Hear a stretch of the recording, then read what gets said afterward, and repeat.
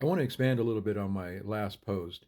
This idea that the model that I'm using right now to discuss covert narcissism is Taylor Swift, and that she actually exhibits what I would say are three different types of specific narcissism: communal narcissism, vulnerable narcissism, and malignant narcissism.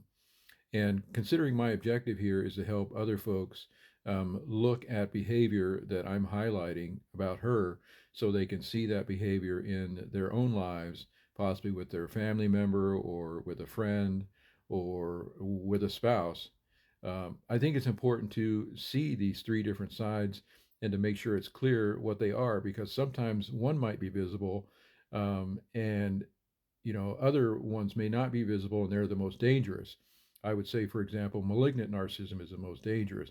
These are folks that are covertly cruel to you for various reasons. It may be they're covertly cruel because, they're trying to elevate themselves, or it could be because they just get a certain amount of pleasure. They're sadistic.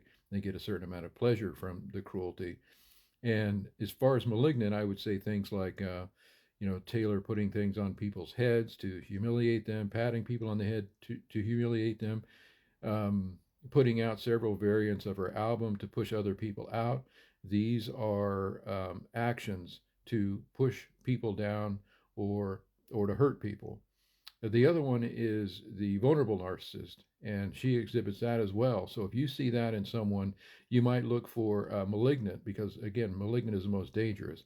But a vulnerable narcissism, to summarize, is someone that sees themselves as a victim, talks about being a victim, that everybody is down on them, again, to elevate themselves by showing that they are being abused by other folks.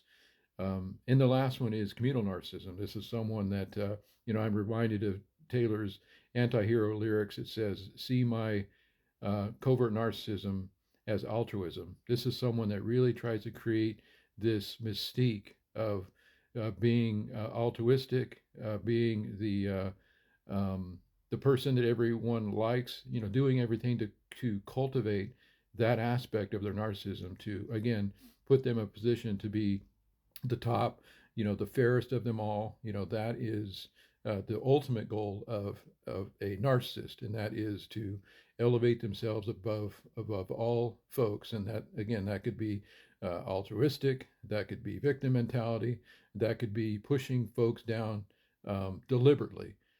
So anyway, that is, the different aspects. The thing that you're really looking out for is that malignant narcissist, someone that's going to try and hurt you at a very covert level. And you'll notice you're being hurt by the things they're saying, but you don't really know why. That is a very clever covert narcissist. And again, you might look for other things. You might look for the communal aspect of someone and see that happening over and over again. They're really, really bragging about their altruism. You might want to look for malignant. You see someone talking about themselves being a victim constantly, you might look for the malignant.